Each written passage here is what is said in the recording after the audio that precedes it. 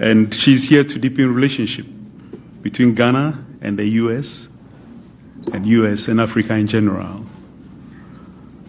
Both President Nana Addo Dankwa Akufo-Addo and Vice President Kamala Harris have had very fruitful bilateral talks, and they are here to brief the press.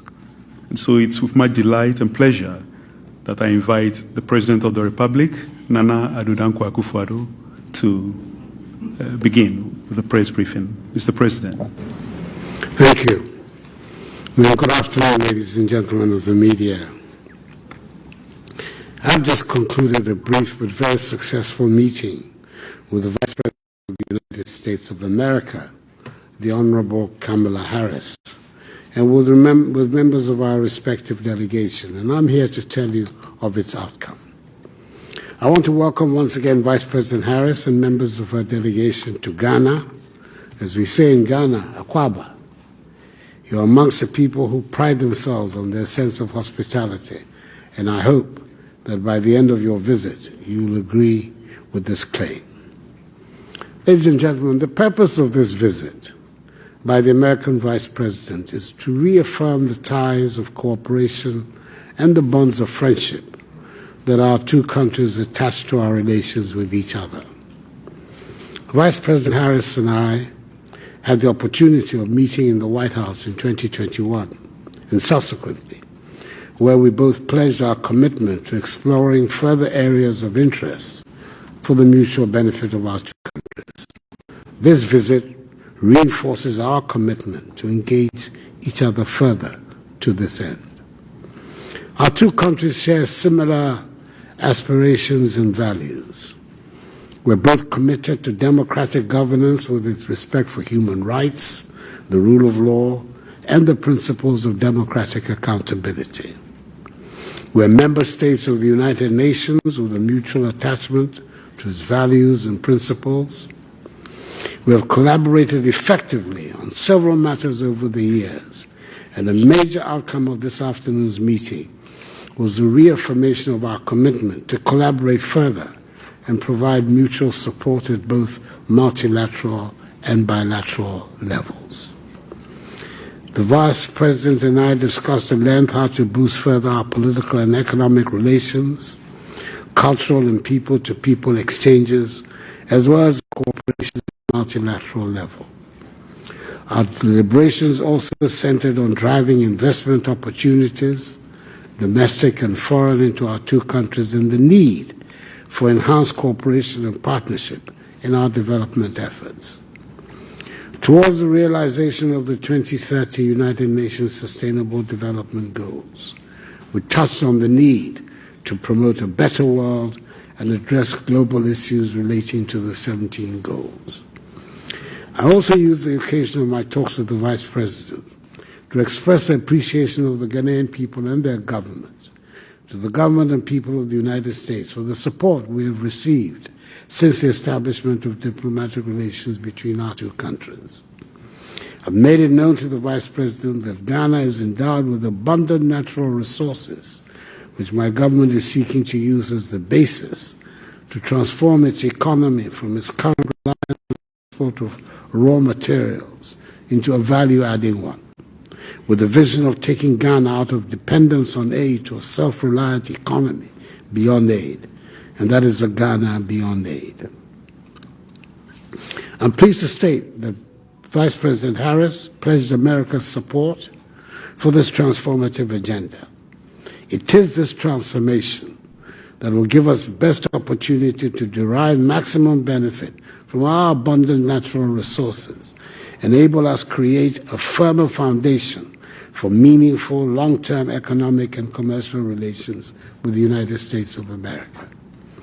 In conclusion, I'm happy to state that this afternoon's meeting has further boosted the steadfast cooperation between us, and Ghana will continue to collaborate with the United States of America at all levels, particularly towards the peaceful resolution of conflicts and in the search for global peace and security to promote sustainable development around the world. I thank you for your attention.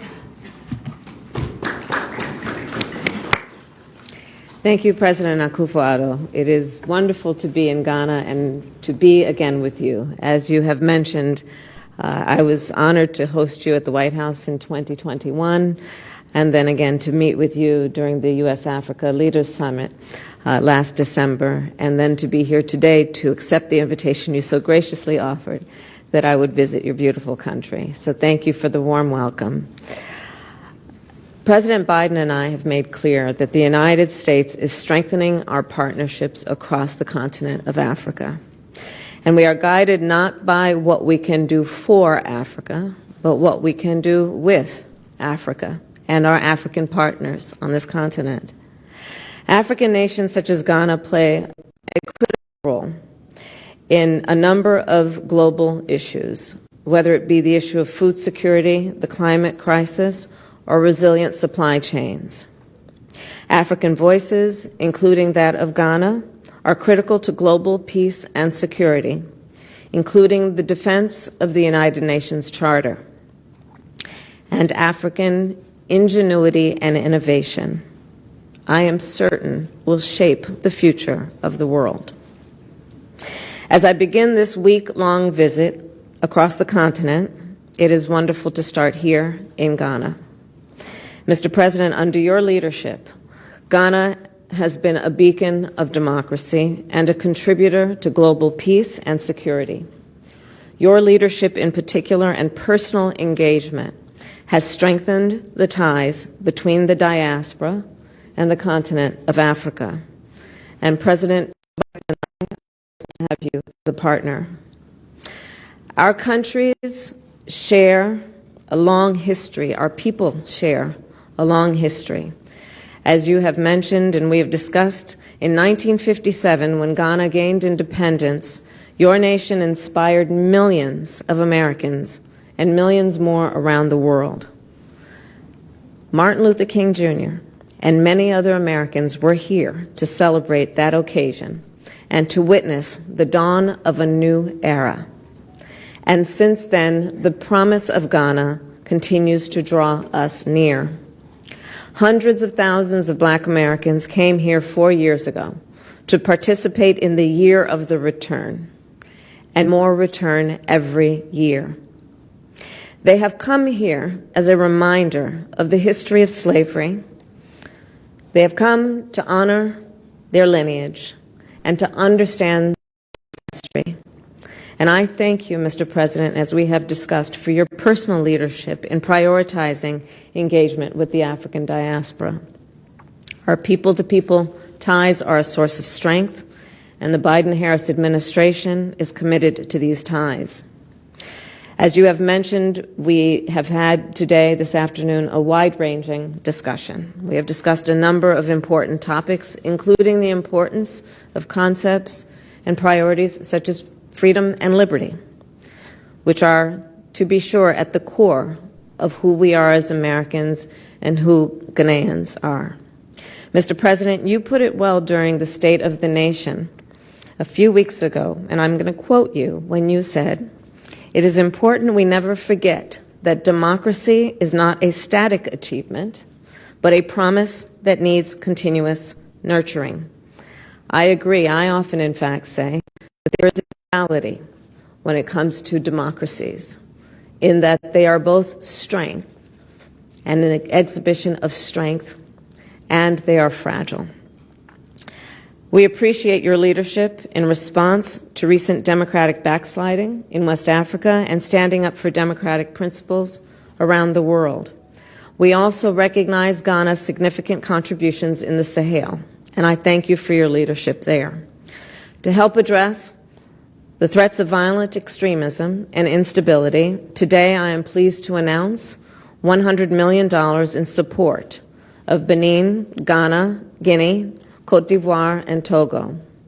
Last week, President Joe Biden announced a strategic plan for coastal West Africa as part of the United States strategy to prevent conflict and promote stability. Today, funding and the announcement that I've just made will help implement that plan and will address security, governance, and development issues in the region. With regard specifically to the economy, I recognize the challenges Ghanaians are facing, especially in the wake of a global pandemic and the disruptions caused by Russia's invasion of Ukraine. We welcome Ghana's commitment to reforming its economy to deliver sustainable and inclusive growth. We support Ghana's engagement with the IMF and will continue to push for all bilateral creditors to provide meaningful debt reduction for countries that need it, including Ghana. We must work together as an international community to ease the debt burden that is facing far too many countries. It is critical to do so, to build long-term economic growth and prosperity, and to increase U.S. investment, a key priority for our administration, and in particular, private sector investment. Our partnership with Ghana is already strong, and today, Mr. President, I believe we strengthened it even more. I thank you for your gracious hosting of this important conversation and all of the work we will do going forward. Thank you. Thank you.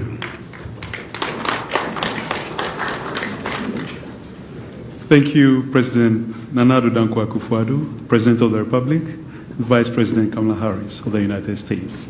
We will now progress to the Q&A segment, and to have us moderate that session, we have Ms. Kirsten Allen, the Press Secretary to the Vice President, and Jefferson Saki, Deputy Director of Communications, please.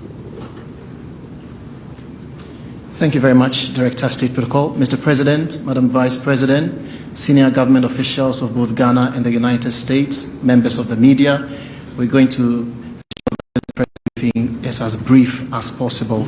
The questions are going to be asked, a maximum of 4 questions, 2 from the Ghanaian side and 2 from the US side. And so if anybody has any question to ask, I think it's important you go straight to the microphone. 2 microphones are, been programmed on the left and on the right. Benjamin.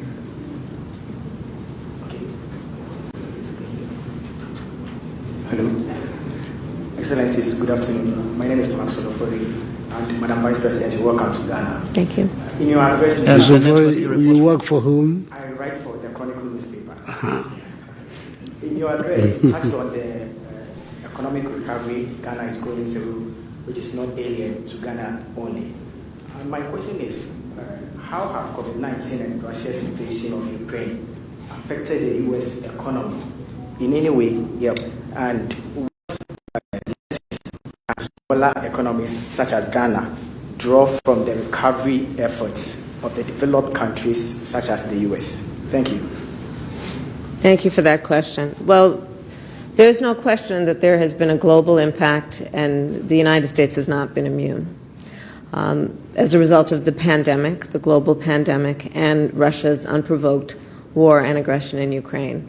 When we all think of in particular, the days during the height of the pandemic, what that meant, not only in terms of the loss of life and normalcy, the loss of significant periods of education for our children, but also what that resulted in terms of shutting down almost completely integral supply chains, and how that then influenced not only the ability of families to get and satisfy their basic needs, but it shut down industries, and it really did bring our economy in the United States and globally significant damage.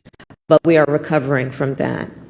In terms of the Russia's war, again, unprovoked in Ukraine, there have been a number of impacts globally and to the United States included.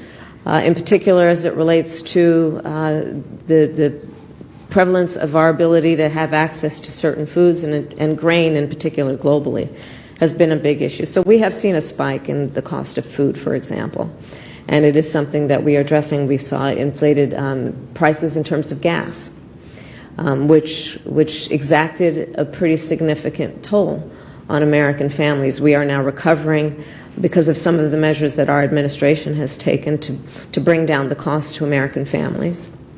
But going forward, let's recognize that there are a number of things on the issue of the economy as a whole that we must do, putting aside the pandemic and the war in Ukraine, even before the two became an issue for our nations.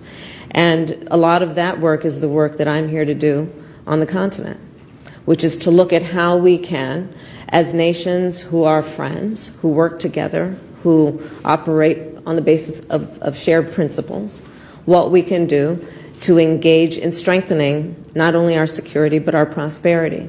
A lot of the focus of my trip on the continent during these next few days will be on increasing the relationship, in particular from U.S. private sector, for investment on the continent of Africa, knowing that it will generate prosperity to the benefit not only of the people on this continent, but the people in my country as well. Eugene Daniels. Afternoon. Eugene Daniels with Politico in the United States. The Vice President is the fifth Biden administration official, top official, to come to the continent of Africa over the last 3 months. Every single one of them have said it is not only to compete with China in this country. Madam Vice President, what guarantee can you make to the residents of this nation that you're visiting that you're more committed to their future than China?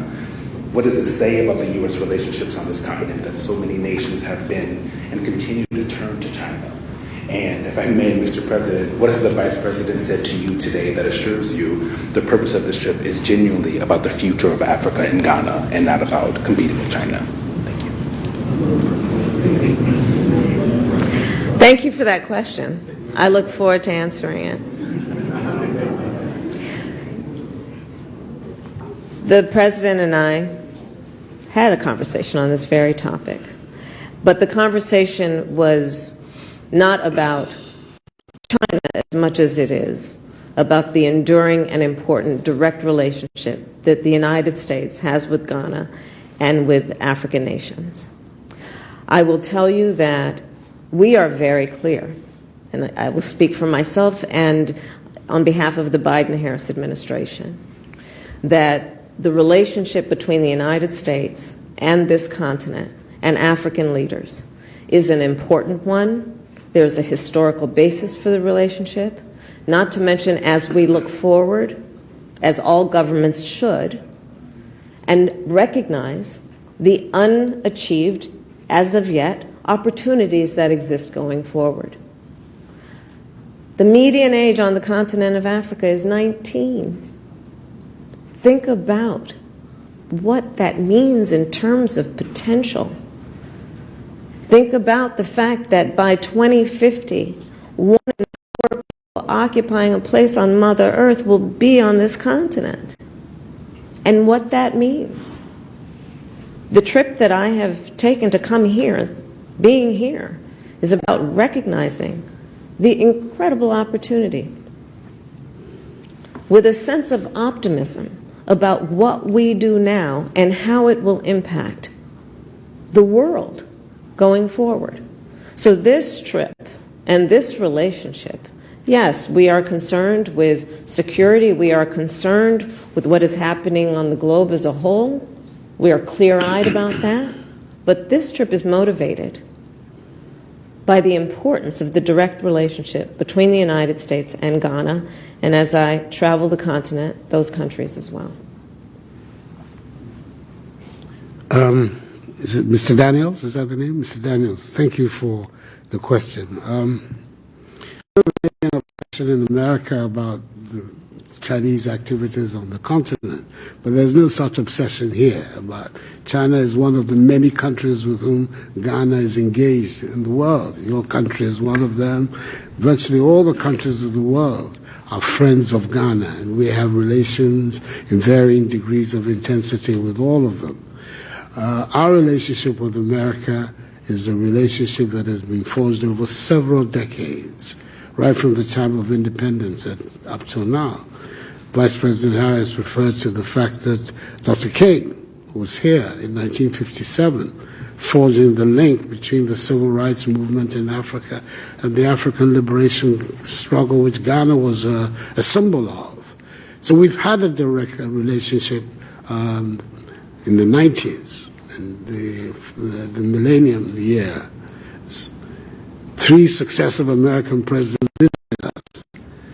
In 1998, President Clinton was here. In 2008, President Bush came, and then President Obama came in 2009. In fact, the only president who broke the chain was President Trump. We're hoping that President Biden will also be here to restore that trajectory. I'm saying this to show you that the relationship between America and ours and Ghana is a relationship which has its own dynamic. It is not to do with any other country. It has to do with the relationship between two countries who are democracies, who do a lot of work together at the global level, multilateral as well as at the bilateral level. It is not a relationship that has to be a reflection, at least from our point of view, of any other consideration. So, and Vice President Harris has made that so very clear to me, that the relationships that we have established between Ghana and America, strong relationships, are those that she has come here to renew and forge even stronger. And I have absolutely no reason to doubt her. The history is there to confirm what she has been saying. Okay, 2 more questions to go. Yes, Nanesi, your full name and the network you report for. Thank you very much. My name is Nanesi Boateng, Jubilee House reporter for Oman FM. Madam Vice President, my question, one of the issues in recent time has to do with the effect of climate change. Now, countries great and small are feeling the bend of its impact as we speak. Africa is said to be the least contributor to this phenomenon, and that is less than 4% of global volumes of carbon emissions. Now, the demand is now for Africa to go green, to abandon the exploitation of the abundant natural resources which the continent has been blessed with. And the resources which the continent needs to finance her development. My question, do you believe this call is fair? And also, are you disappointed by the failure of worthy nations of the world to honor their commitment of making available $100 billion annually to the poorer countries of this world to assist them in the fight against climate change? Thank you. Thank you. Thank you for that question. So I'll start with this.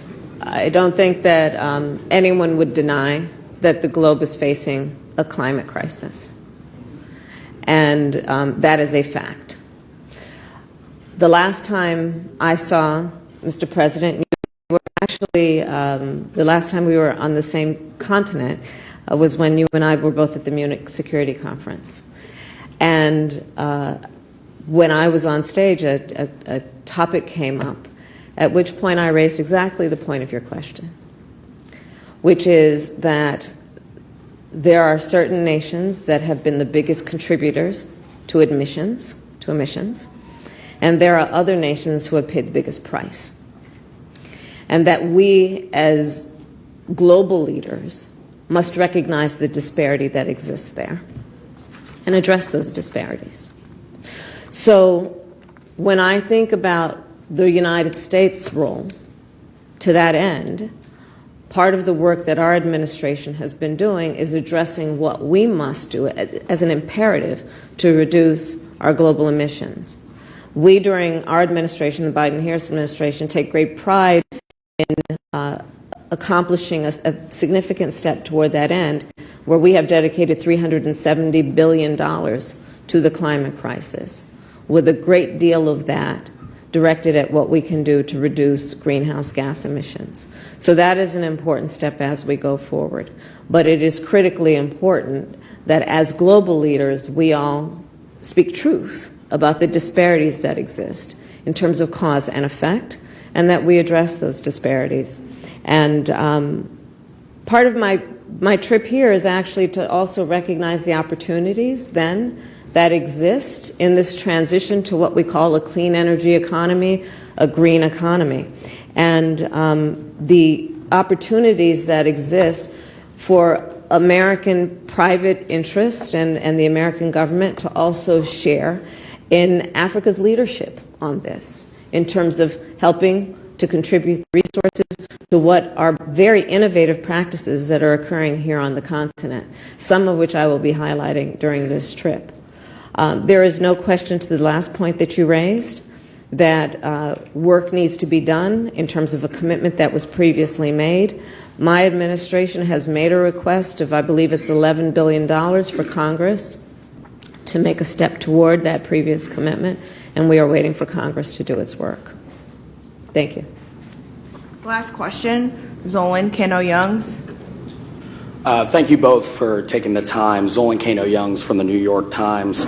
Madam Vice President, you have made clear that the message of this trip is centered on a collaborative future. At the same time, the Biden administration committed to calling out any foreign government that advanced anti-gay legislation or violates human rights. All three of the countries that you are visiting on this trip have advanced or proposed anti-gay legislation. Has proposed a bill that would imprison those that engage in same-sex intercourse. Gay sex remains a crime in Tanzania, and same-sex relationships are outlawed in Zambia. What have you said to the president and plan to say to other leaders on this trip about the crackdown on human rights? And for the president as well, you've talked about the proliferation of terrorist groups across the region, as well as pirate activities along the Western African coast. What does the presence of the Wagner Group say about past U.S. support when it comes to security? What more do you need from the United States to combat this threat? And also, can you confirm that Al-Qaeda has a presence currently in Ghana? Thank you. I'll start.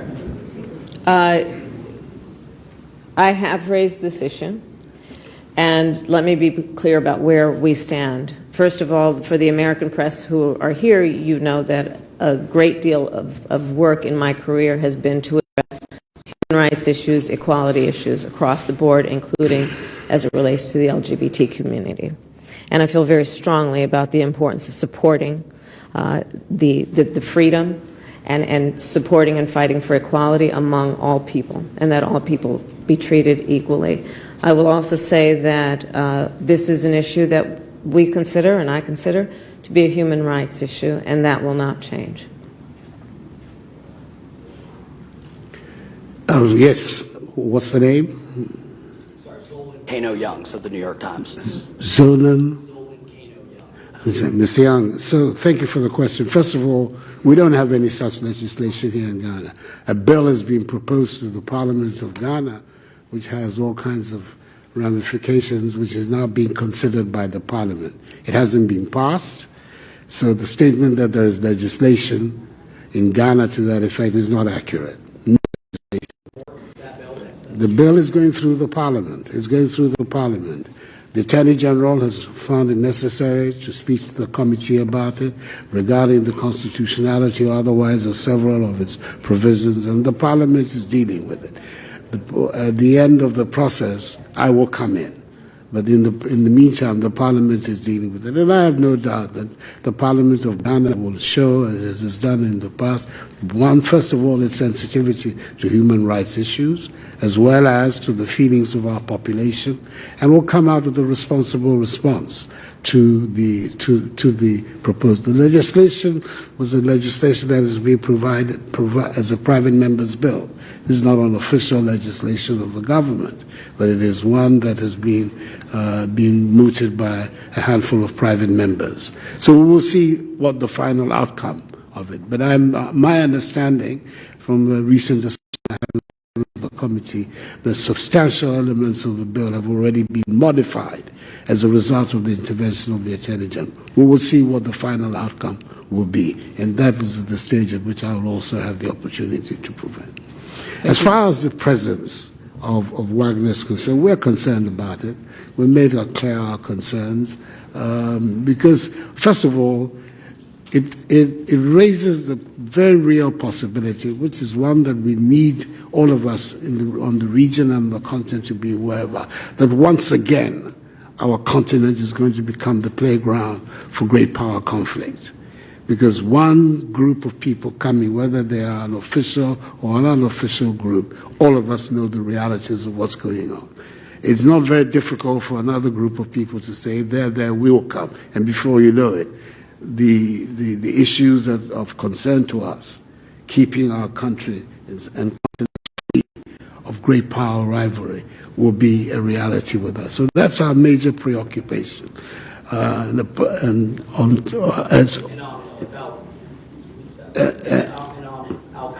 Yes, but in any event also, we want to be in a position to resolve our own security problems ourselves, as much as possible without the intervention of foreign troops.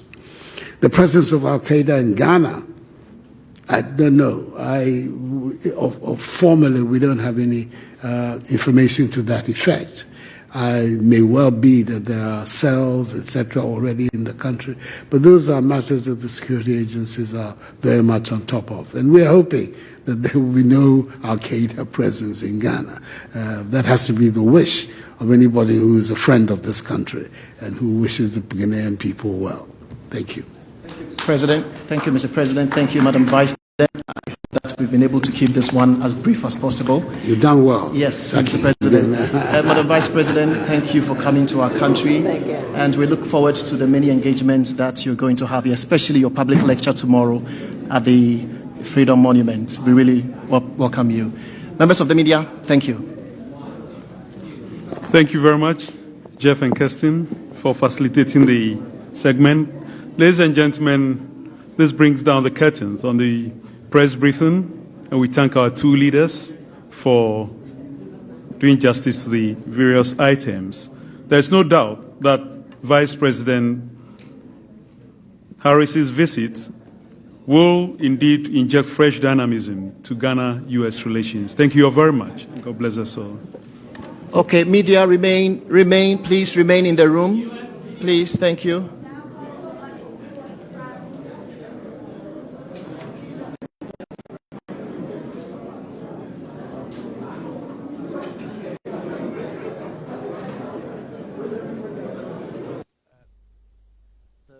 States has, with their development partners, earmarked $100 million for countries across Africa to help fight global warming or climate issues.